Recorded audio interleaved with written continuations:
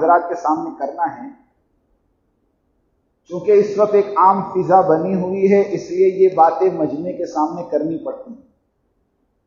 کیونکہ ایک بات سمجھ لو، اگر ہمارے پاس علم نہیں ہوگا تو ہم وقت کے فتنے کا شکار ہو جاؤ گے۔ علم بہت ضروری ہے، ورنہ علم کی کمی آدمی کو فتنے کا شکار کر دیتی ہے۔ اور شیطان ایسا مضبوط ہے اور ایسا ہوشیار ہے کہ اس کے پاس 80,000 نورانی داؤ ہے۔ یہ بعض مرتبہ باطل کو حق کی شکل میں لا کر کھڑا کرے گا تاکہ حق والے گمراہ ہو جاوے، جو آج کل امت میں کر رہا ہے۔ اس شیطان کی چال کو سمجھو۔ اس زمانے میں امت بڑے فتنے میں مبتلا ہو گئی ہے، خاص کر دعوت کا کام کرنے والے۔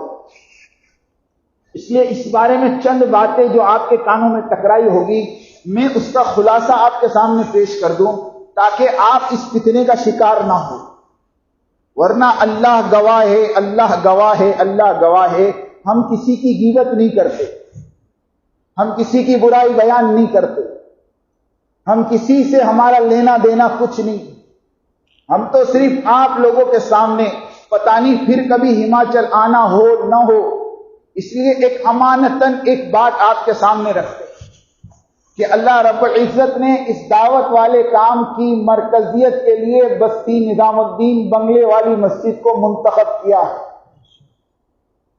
آج 80 سال سے وہ ہمارا مرکز ہے، اور پوری دنیا میں جو خیر پھیلی ہے وہاں سے پھیلی ہے، اور دنیا میں جس کو عزت ملی ہے وہاں سے ملی ہے، جس کا نام دنیا میں ہوا ہے وہاں سے ہوا ہے۔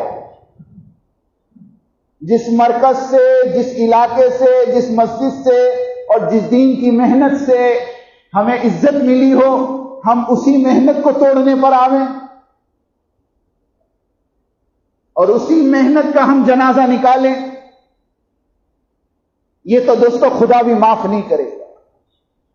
معاشر رحمۃ اللہ علیہ فرمایا کرتے تھے کہ جمعہ کے چھوڑنے والے کو تو اللہ معاف کریں گے، لیکن امت کے توڑنے والے کو اللہ معاف نہیں۔ یہ امت بڑی قربانی سے بنی، اس لیے اللہ کا واسطہ دے کر کہتا ہوں امت کو مت توڑو۔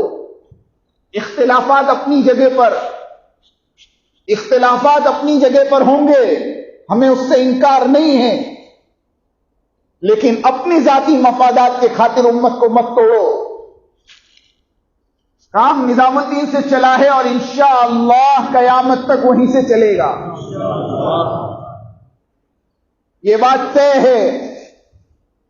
دنیا کی کوئی طاقت اس سے ٹکرا نہیں سکی۔ جب ہندوستان آزاد ہوا تو ہندوستان کے جو پہلے وزیر اعظم تھے، انہوں نے ارادہ کیا کہ اس بنگلے والی مسجد پہ پابندی لگاؤ، تو مولانا ابوالکلام آزاد جو اس زمانے کے وزیر تعلیم تھے، انہوں نے باقاعدہ وقت کے وزیر اعظم کو کہا کہ ہندوستان میں جس سے ٹکرانا ہو ٹکرا لینا، مگر ان بوریے بسترے والوں سے ٹکرائے گا تو تیرا کوئی ٹھکانہ نہیں۔ یہ مرکز وہ جگہ ہے